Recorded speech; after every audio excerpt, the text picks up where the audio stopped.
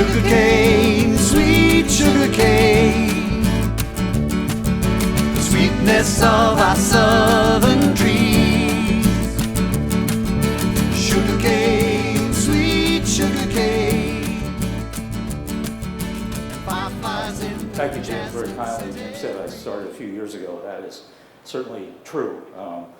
I have had the privilege of working for American farmers now for 45 years, 15 years with the U.S. Department of Agriculture, and thank you, and then representing the Hawaiian sugar industry in town, and I've been with the American Sugar Alliance.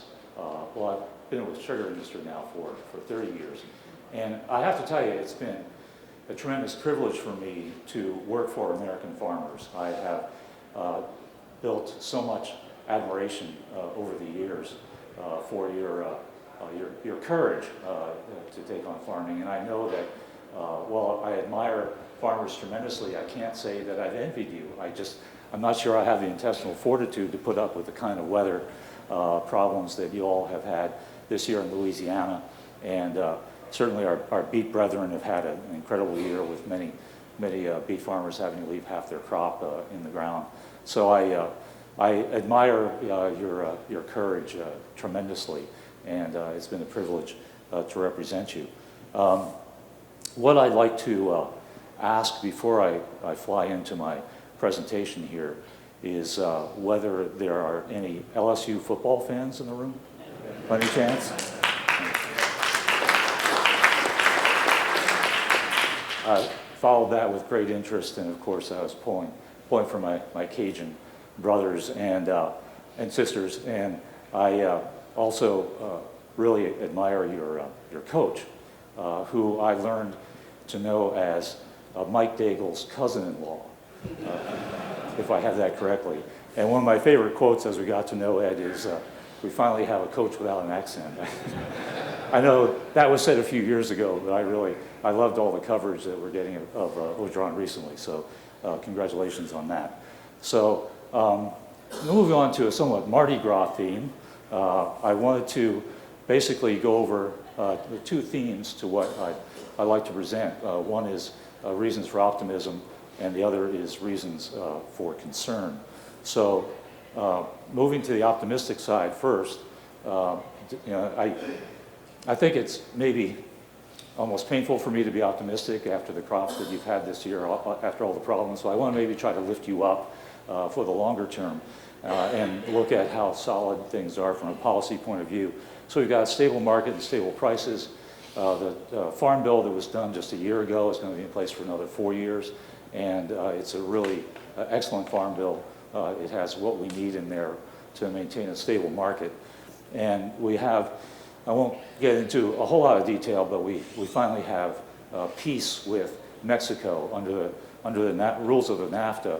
It was really set up for chaos relative to our trade with Mexico, and now we finally have, through these suspension agreements, some certainty about not being swamped ever again with dumped Mexican sugar. So we've got supply and demand in balance now. We have a strong recovery from the disaster of 2013 when Mexico dumped so much sugar on our market and our prices collapsed. I think we have a positive price outlook for the coming years, and I think that we are moving in a positive direction toward maintaining a supply-demand balance that is favorable for prices. So here's this is monthly raw cane prices, number 16 market, going back about 20 years, and that line across the let's see if I have a pointer here. Don't quite have that.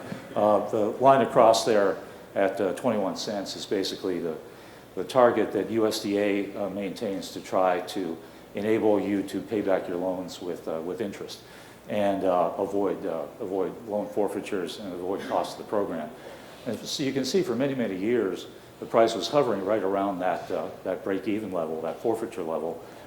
And then we had a world price spike in 2010-11, and then we came crashing down after that when Mexico dumped so much sugar on the U.S. market. And since that time, we had a price recovery a price drop, and then just a pointer. Oh, great. Okay, thank you. So we get to, yeah, there we go. That's great. So we get to this area here, and this is the time since we had the most recent deal with Mexico. And what you can see is that we've got prices moving in a pretty favorable band and well above forfeiture level. So, that's important in two levels. Obviously, economically, you want as high a price for your raw sugar as you can get. Politically, it's also important that we're not down around forfeiture levels and incurring a cost. A huge, huge advantage for us in defending U.S. sugar policy is that we operate at zero cost to taxpayers. And the exception to that was when we had the collapse of the market, and we had forfeitures at that point, which really cost. It was kind of a black eye for the policy, even though it was caused by Mexico and not by us. Now here is the stocks to use ratios. I don't know how many of you might be familiar with this, but the best indicator of supply-demand balance and what prices are going to be is the ending stocks, or that's basically the sugar left over at the end of the year, as a percentage of the amount of sugar that we use. And so obviously the lower that number, the better it is for prices. And USDA says that they are trying to operate in this band here, about 13.5 to 15.5%. And they've been overshooting that a number of years, which is bad for prices. But they are moving down now more into a more favorable mode for us. And that is very much driven by the way the suspension agreements with Mexico were written in terms of how much sugar from Mexico that we need to take. So this is a real positive that we're moving this stocks to use ratio down into this band. Now the Farm Bill, we did very well in 2018. There was a vote to try to destroy U.S. sugar policy, and we crushed it by 141 votes, which was really fantastic. We managed to get only our second loan rate increase since 1985. We retained all the key elements to maintain a no-cost policy, and I think we're in really good shape going forward. The problem is that 141 vote margin was somewhat of an illusion, because the sugar vote became a real kind of test of Democratic Party unity, and there was a very strong effort to support Colin Peterson, the congressman from Minnesota, who was behind the Farm Bill. And a lot of Democrats who otherwise might not have voted with us did vote with us. But that's okay. We'll take it. We're happy to have that big margin of victory going forward. So here's what I talked about. This is our loan rate over time. So we're going back to 1985 here. And we had an 18-cent loan rate all that time. We had a slight increase in the 2008 Farm Bill, and then we got another bump in 2018. But by the same token, this is nothing really to beat our chest about, because when you correct that loan rate for inflation, you can see how much our loan rate is down over time. So when the Sweetener users, our political opponents, complain that we got this loan rate increase, it really doesn't make any sense, given that in real terms, they're paying less for sugar every year. So moving on to Mexico, as you may recall, under the NAFTA that began in 1994, there was a 15-year transition, and then in 2008, Mexico got free access to the U.S. market. We also got free access to their market for U.S. high fructose corn syrup. And for the first few years after 2008, we were in fairly good balance. But then in 2013, we had a huge crop, and Mexico had an even bigger crop. And they had a 2 million ton surplus, but they maintained strong prices by dumping the surplus on the U.S. market.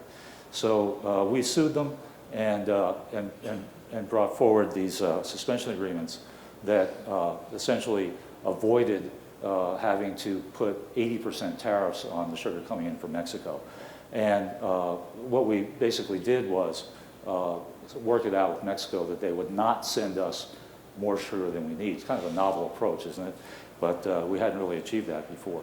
So another aspect of it, besides restoring balance and ensuring we can run at zero cost to taxpayers, is the fact that we raised essentially the reference prices. That's the minimum price at which Mexico can sell to us, and that has raised the floor for U.S. prices. Also, if there are future trade agreements, and the current administration is eager to do a lot of bilaterals, so looking at trade agreements with Brexit done, they want to do one with the UK, they want to do one with the EU, they're looking at Japan, potentially Brazil. And the way that the suspension agreements are set up in our deal with Mexico is that if the administration does make more concessions, countries always seem to want access to our sugar market, but that will come out of Mexico's access to our market rather than coming out of our own ability to market here. So that is a huge benefit. So here's basically what happened with Mexican. This is our imports from Mexico over time. So from the start of the NAFTA until 2008, it was minimal. It was high here because this was the year of the 3 hurricanes. And then you can see up in 2013, 14 is when they just overdid it. We only needed about 1 million tons of sugar. They sent us 2 million. So that destroyed our market. And we won the cases. We could have we proved that they were subsidizing and dumping. We could have had 80% tariffs on them, but we decided to take a more peaceful approach instead. And so the imports from Mexico declined to a more reasonable level. Now, of course, this year, with the problems in beet country and the problems in Louisiana, we're going to need more sugar. And so Mexico is going to be very happy to supply that duty-free. So I was talking about these reference prices, and this is very important to our market. But okay, so here again is that same raw cane chart over time. There's the forfeiture level. That's basically a function of what the loan rate is set at. But the reference prices that we set up in the Mexico agreement really push that floor a lot higher. If our prices dip below 25 cents, Mexico is basically not allowed to sell to us because that would be dumping. And so that has the effect, well, it's intended mainly to prevent Mexico from dumping, that is selling below their cost of production or their internal market prices. It also raises the floor for our prices. Now, the sweetener users complain about this tremendously. They call it our phantom support price increase because of the suspension agreements. And you know, I don't say this publicly, but that much, but they are right. It has done that.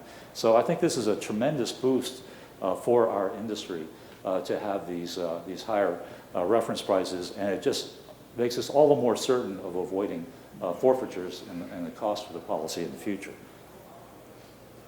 So, and then, of course, as you've been vertically integrating and selling more and more of your sugar into the refined market, it's important to note as well that we've got a higher floor now for refined sugar prices.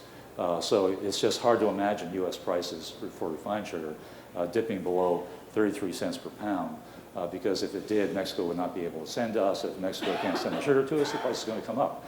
So we have that big advantage there. Now, of course, you've seen this big jump in refined prices mainly because of the disastrous beet crop this year. And so this is wonderful to have refined sugar now selling for about 44 cents a pound. Problem is we don't have much to sell. The beet guys are just about out of sugar, and the cane guys are scrambling, the refiners are scrambling for raw product. So I got to tell you, in my 30 years of working with this industry, this is the most optimistic I've been for the reasons I just outlined, with a solid farm bill, you know, a balanced market, and the suspension agreements with Mexico. But I also happen to be Irish. I also happen to be a lobbyist, and what we always have to think of is the worst case scenario. And so what I'm reminded of is a quote by my favorite Irish poet, William Butler Yeats, who said, being Irish, I have an abiding sense of tragedy which sustains me through temporary periods of joy. So having said that, and to let you know that you still need us in Washington, there are still challenges ahead of us, let's look at some of the concerns that we have going forward. So we have threats to U.S. sugar consumption, which has become a big concern. There's no guarantees that we're going to win future farm bills because there's a constant re-education process. And we've got to defend these suspension agreements with Mexico. Let me talk a little bit more about each of these. So the threats to sugar consumption, what we've seen, you know, we've been kind of spoiled. We've had years and years of steady per capita growth in sugar consumption, 1 or 2% per year. But that seems to be leveling off. And why is that? Well, I think there's misguided attacks on sugar, this notion that we're more obese because we're eating more sugar, federal guidelines that have been really onerous for the industry and want to point to and stigmatize sugar over and over again. We have increased imports of sugar-containing products from other countries, and it's critical that we defend sugar consumption going forward. So here is what I just wanted to mention. So the blue line up top is per capita sugar consumption, that's per person per year. And you can see that we had pretty nice steady gains over about this past decade. At the same time, high fructose corn syrup consumption has been declining. So we have benefited in our increased consumption to some degree by the population's lack of affinity for HFCS. But in the last 2 years, sugar is down and HFCS is down. So that's alarming, and we've really got to keep an eye on that. So what do we do about it? Let me go back to this notion of the obesity. We're privileged today to have Courtney Gain is going to speak to us shortly. She's the scientist. I'm just an economist on this stuff. I just look at the kind of the economic arguments. But okay, so here's what's been happening with child and adult obesity over the last 40 years. And there's no question that this is a genuine epidemic. This is a huge problem.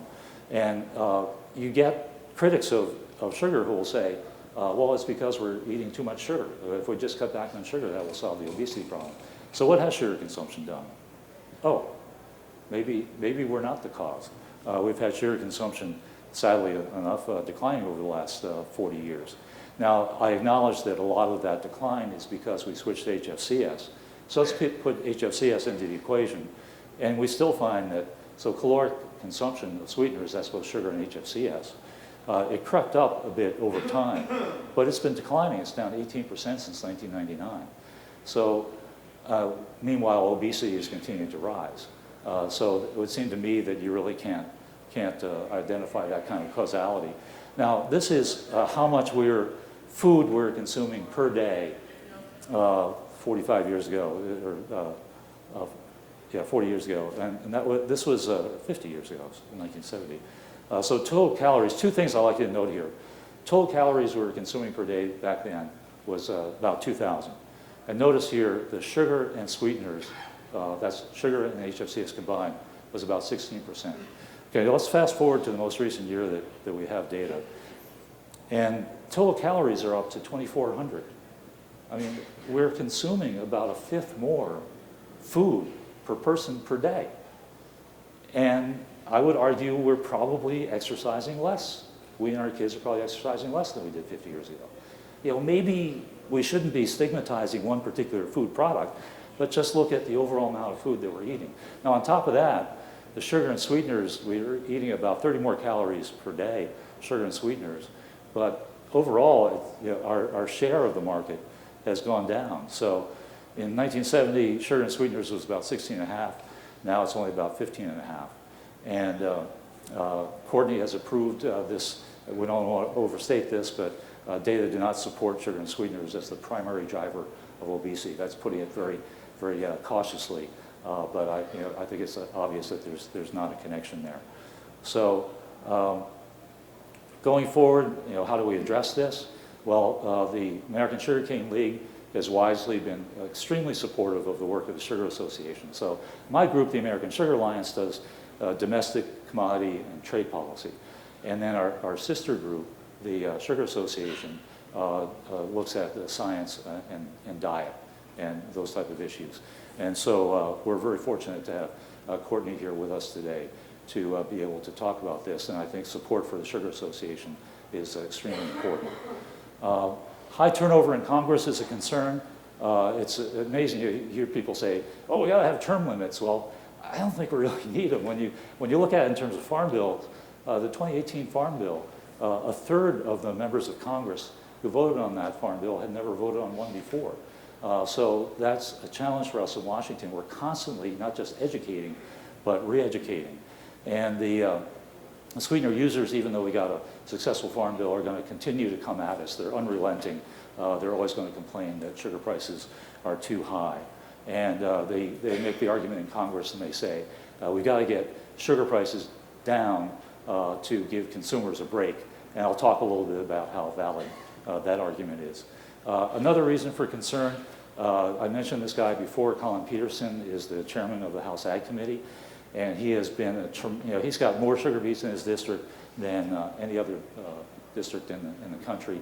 He's been a major champion for us, and he's under threat. He's being challenged. His district went for Trump by a wider margin than any Democratic congressman elected. And so even though he's done a great job for Western Minnesota agriculture, he's been targeted, and his race is called a toss-up.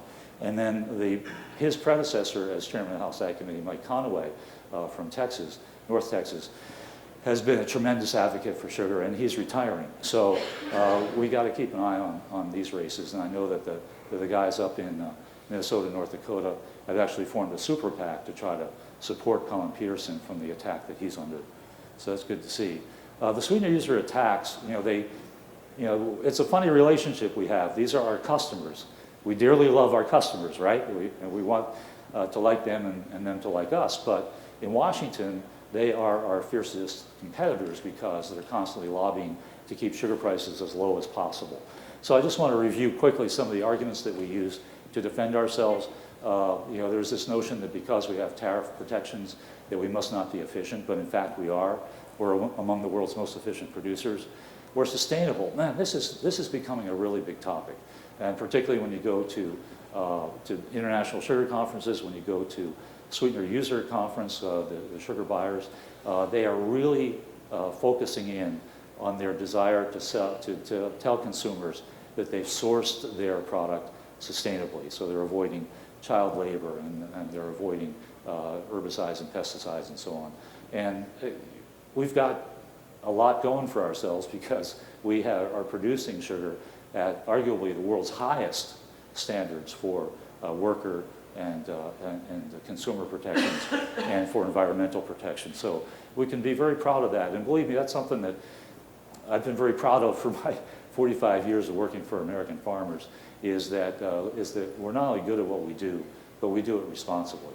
And I think that's something we can all be very proud of. We can try to maintain zero cost to taxpayers, and we've got to show that lower producer prices for sugar do not equal lower consumer prices. So let's take a look at this. So this is the wholesale refined sugar price going back to 2010. And you can see that over time, that price is way down. Now, again, the food manufacturers go to Congress and say, we've got to get sugar prices down to give consumers a break. So you look at the fact that we're down more than a third over time. This is over an entire decade. Do you think the price of retail sugar on the grocery store shelf has gone down? Do you think the price of sweetened products have gone down? I see some smiles, I see some skepticism, but here's what's happened with those. So this blue line, that's retail sugar. So we're selling them, we're delivering sugar to the back of the grocery store in a bag. For a price that's average, it's now about 33% less than it was 10 years ago. They're just taking that bag and putting it on the grocery store shelf. And yet the price is basically, it's flat over all this time. It's hardly come down at all. And of course you have candy, cereals, and baked goods, ice cream. Those prices are all up. So it's an illusion. When the food manufacturers go to Congress and say, we got to get sugar prices down to give consumers a break, it's to give the candy manufacturers a break. It's a profit opportunity for them. They're paying less for the sugar, and they are continuing to raise prices in their products. So I can't blame them for wanting to return profits to their shareholders, but by the same token, I can't stand it when they go on the floor of the Congress and essentially lie about what's going to happen. And here's another important point. In 1983, a candy bar cost 35 cents. Same size candy bar this past year cost $1.09.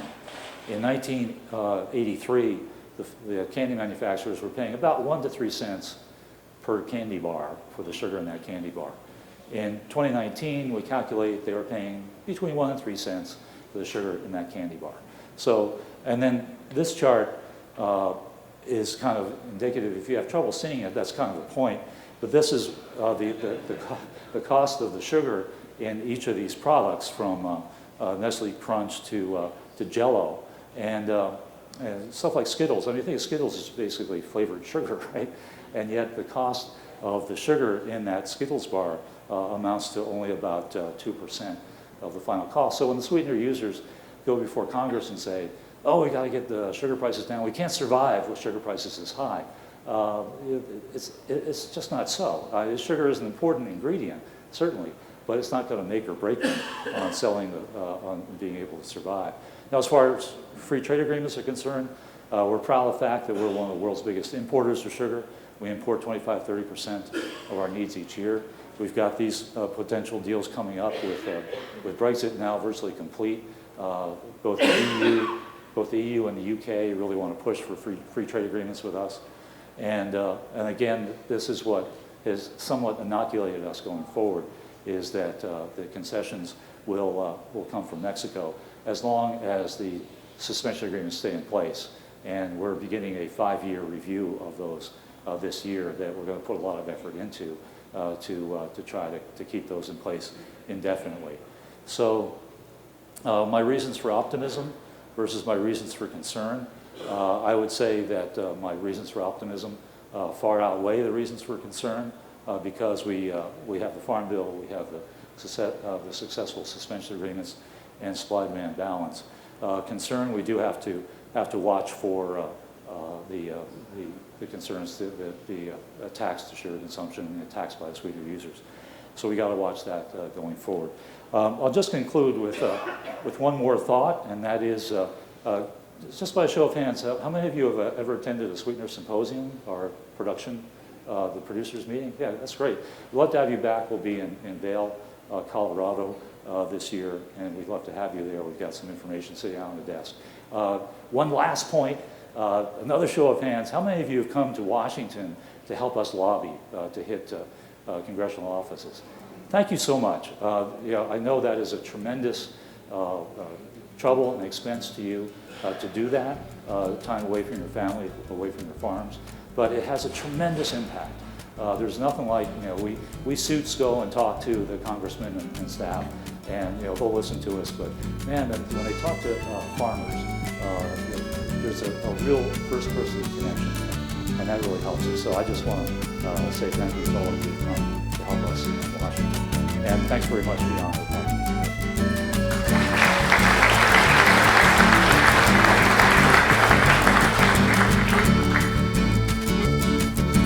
Sugarcane, sweet sugarcane, sweetness of our sun.